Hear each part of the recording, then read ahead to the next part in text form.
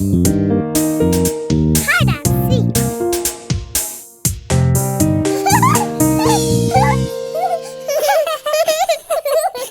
മീനും അപ്പുവും ഒളിച്ചും പത്തും കളിക്കുകയാണ്. ഇനി അപ്പുവിന്റെ അവസരമാണ് ഒളിക്കാൻ. മീനു എണ്ണിക്കഴിയുന്നതിന് മുമ്പ് അപ്പു എവിടെയെങ്കിലും ഒളിക്കണം. 1, 2, 3, 4, 5, 6, 7, 8, 9, 10. വിളിച്ചോ? ഞാൻ കണ്ണു തുറക്കാനേ. അപ്പു എവിടെയാണ് ഒളിച്ചതെന്ന് ഇനി മീനു കണ്ടുപിടിക്കണം. മീനു അപ്പുവിനെ കണ്ടുപിടിച്ചു. അപ്പു ഞാൻ നിന്നെ പെട്ടെന്ന് കണ്ടുപിടിച്ചു. ഇനി മീനുവിന്റെ അവസരമാണ് ഒളിക്കാൻ. ഞാൻ സഹായിക്കാം അപ്പു എണ്ണാൻ. 1, 2, 3, 4, 5, 6, 7, 8, 9, 10.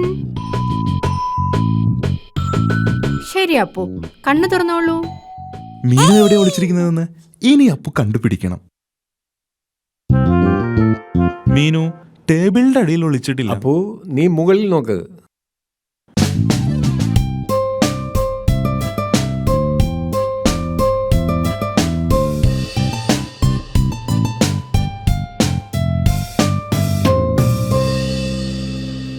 മീനു കട്ടിലിന്റെ അടിയിലും ഇല്ലല്ലോ. അതെന്താ ഒരു ശബ്ദം കേൾക്കുന്നത്? മീനു കർട്ടന്റെ അടിയിലുമില്ല. മീനു വാതിലിന്റെ അടിയിലും ഇല്ലല്ലോ. ആ ശബ്ദം വീണ്ടും കേൾക്കുന്നുണ്ടല്ലോ. അതെന്തായിരിക്കും?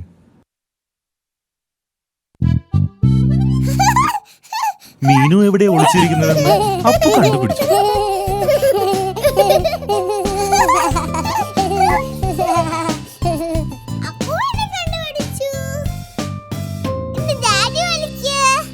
നമുക്ക് അപ്പുവിനും ഒരവസരം കൊടുക്കാം. ഇപ്രാവശ്യം അവൻ നന്നായി വിളിക്കുമെന്ന് എനിക്ക് ഉറപ്പുണ്ട്.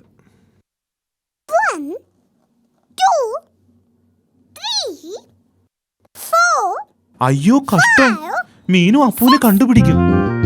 7, അപ്പു ഇങ്ങോട്ട് വാ. 9, 10.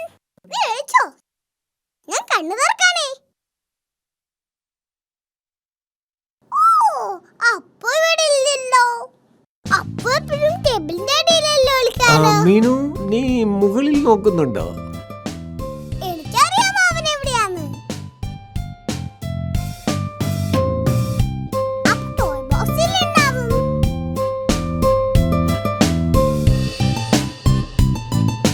അപ്പു ടോയ് ബോക്സിലും ഇല്ല. അവൻ എവിടെയായിരിക്കും? മീനുവിന് അപ്പുവിനെ ഒരിടത്തും കണ്ടുപിടിക്കാൻ കഴിഞ്ഞില്ല. അപ്പു എവിടെയാന്ന് കണ്ടെത്താനായില്ലേ ഡാഡി? ഓ, അവൻ എവിടെയായിരിക്കും? അപ്പുവിനെ കുറിച്ച് എന്തൊക്കെയോ ന്യൂസ് പേപ്പറിലുണ്ട്.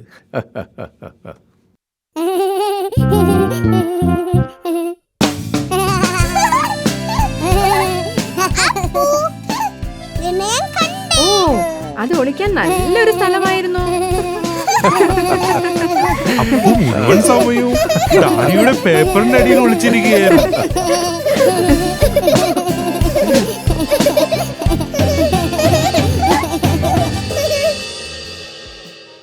കൂട്ടുകാരെ, മീനും അപ്പും ഒളിച്ചും പാത്തും കളിച്ചത് കൂട്ടുകാർക്ക് ഇഷ്ടമായോ? ഡാഡിക്കും മാമിക്കും ഒരേ മ്യൂസിക്കൽ ഇൻസ്ട്രുമെന്റ്സ് കിട്ടി. അതെന്താണെന്ന് നമുക്കൊന്ന് കാണാം.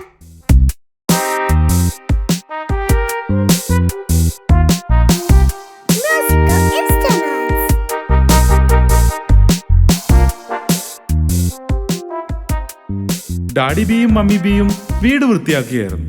മമ്മി ബിയും ഞാനും ഈ വീട് വൃത്തിയാക്കിയപ്പോൾ ഒരു പഴയ ബോക്സ് കിട്ടി. നിങ്ങൾക്ക് ആർക്കെങ്കിലും പറയാമോ ഈ പെട്ടിയിൽ എന്താണെന്ന്? ഇതിൽ നിറയെ മ്യൂസിക്കൽ ഇൻസ്ട്രുമെന്റ്സ് ആണ്. ഇതിൽ നിറയെ പൊടിയാണെന്ന് തോന്നുന്നു. ഇതാണ് വയലിൻ. ഞാൻ ചെറുപ്പത്തിൽ ഇത് നന്നായി വായിക്കുമായിരുന്നു.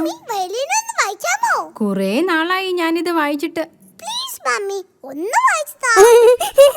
ഞാൻ മറന്നു തുടങ്ങിയെന്ന് തോന്നുന്നു.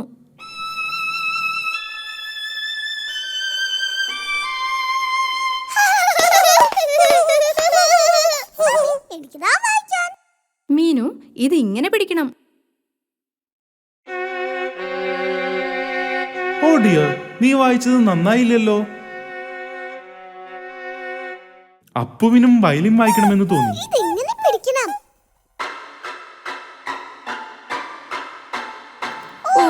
അയ്യോ, ഇത് ശരിയായില്ലല്ലോ. വയലിൻ വായിക്കാൻ വളരെ ബുദ്ധിമുട്ടാണല്ലേ. മീനു, നീ ഈ ഡ്രം ഒന്ന് വായിച്ചു നോക്കിയേ. Thank you daddy. ഇത് പിന്നെയും ഭേദമാണ്. നന്നായിട്ടുണ്ട്. അതെ, ആ ശബ്ദം മനോഹരമായിരിക്കുന്നു. ഇത് ഡാഡിബിയുടെ പഴയ അക്വേഡേനാ. ഞാനിത് വായിച്ചിരുന്നത് മമ്മിയെ സന്തോഷിപ്പിക്കാൻ വേണ്ടിയാണ്. ഓ ഡാഡിബി, ഞാനിപ്പോ അതൊക്കെ ഓർത്തു പോവുകയാ. മീനുവിന് ഡ്രംസ് വളരെയധികം ഇഷ്ടമായി. ഹോ, ഹോ, ഹോ, ഹോ. അപ്പുവിനും അക്കോഡിയം വായിക്കാൻ തോന്നി. നിനക്കിത് വായിക്കാൻ കഴിയില്ല അപ്പു, കാരണം ഇത് വായിക്കാൻ വളരെ ബുദ്ധിമുട്ടാണ്. അപ്പോ ഈ അക്കോർഡിയം വായിക്കാൻ എന്റെ ഡ്രംസിനേക്കാളും പാടാ. ശരി അപ്പു, നീ ഒന്ന് നോക്ക്.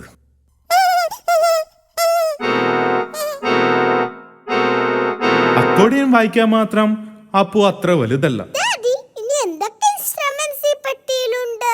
ഇനി ഈ ഹോൺ മാത്രമേ ഉള്ളൂ. ഞാൻ നോക്കട്ടെ. ഇത് വായിക്കാൻ വളരെ ബുദ്ധിമുട്ടാണ്. അത് വായിച്ചത് ശരിയായില്ല. ഇത് സാരമല്ല ഡാഡി. ഇത് കണ്ടിട്ട് എനിക്ക് വായിക്കാൻ കഴിയുമെന്ന് തോന്നുന്നു. അത് ഒട്ടും ശരിയായില്ലല്ലോ. ഇത് എനിക്ക് മാത്രമേ വായിക്കാൻ പറ്റൂ.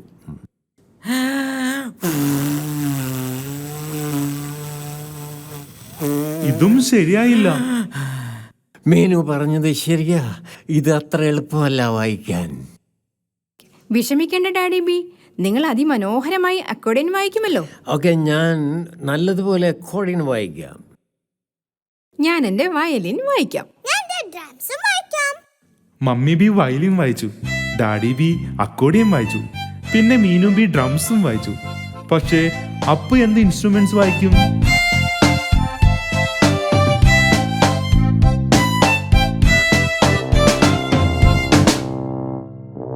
അപ്പു പോയി ഹോൺ വായിച്ചു. ഡാഡിക്കും വായിക്കാൻ കഴിഞ്ഞില്ല, മമ്മിക്കും വായിക്കാൻ കഴിഞ്ഞില്ല, പിന്നെ എനിക്കും വായിക്കാൻ കഴിഞ്ഞില്ല. പക്ഷേ അത് അപ്പൂന് വായിക്കാം.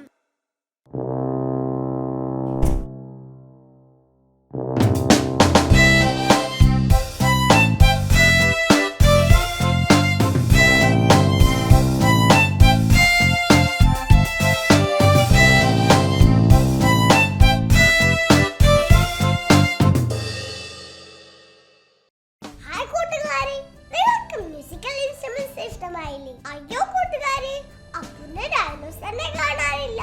മീനു അത് കണ്ടുപിടിക്കാൻ പോയിരിക്കാം. നമുക്കൊന്ന് അവിടെ സഹായിച്ചാലോ?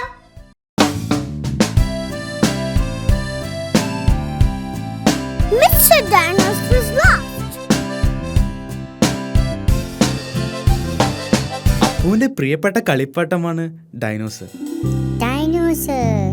അപ്പുവിന് ഡൈനോസറെ വലിയ ഇഷ്ടമാണ്. ചില സമയത്ത് അപ്പുവിന് ഡൈനോസറെ വെച്ച് മീനുവിനെ പേടിപ്പിക്കാൻ ഇഷ്ടമാണ്.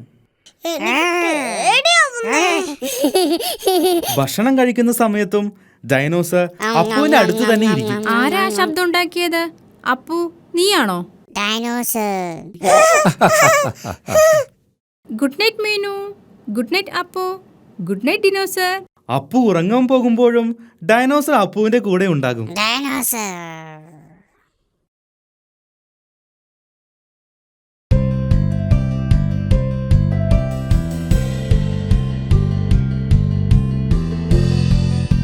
അപ്പുവിന് ഏറ്റവും ഇഷ്ടപ്പെട്ട കളി ഡൈനോസറെ മുകളിലേക്ക് എറിഞ്ഞ് താഴേക്ക് വരുമ്പോൾ പിടിക്കുന്നതാണ്.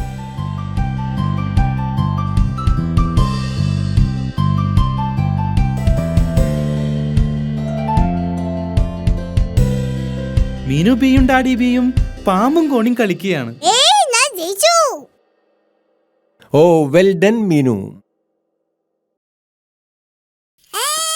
അപ്പു, എന്തിനാ നീ കരയുന്നേ? ഡൈനോസർ. അപ്പു, എന്താ ഡൈനോസറിനെ കാണാനില്ലേ?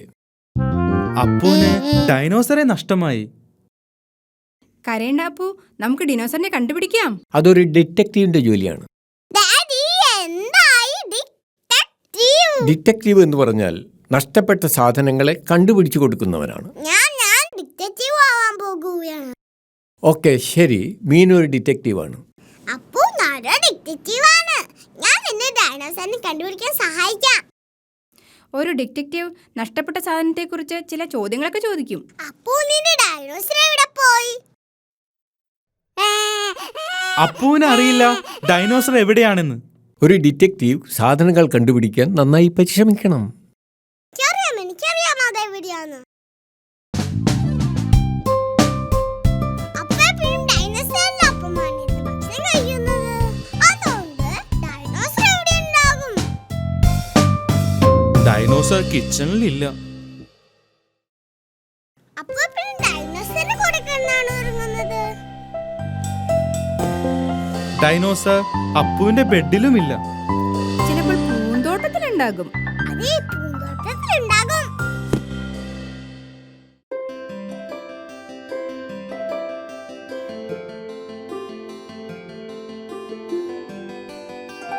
എവിടെയാണ് ഡൈനോസർ? ഡൈനോസറെ കണ്ടുപിടിക്കാൻ വളരെ ബുദ്ധിമുട്ടാണ്.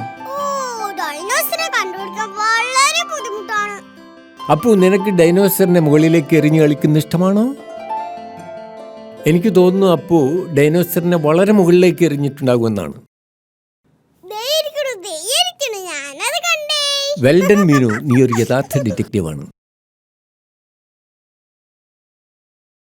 ഡൈനോസറെ തിരിച്ചു കിട്ടിയപ്പോൾ അപ്പുവിന് വളരെയധികം സന്തോഷമായി.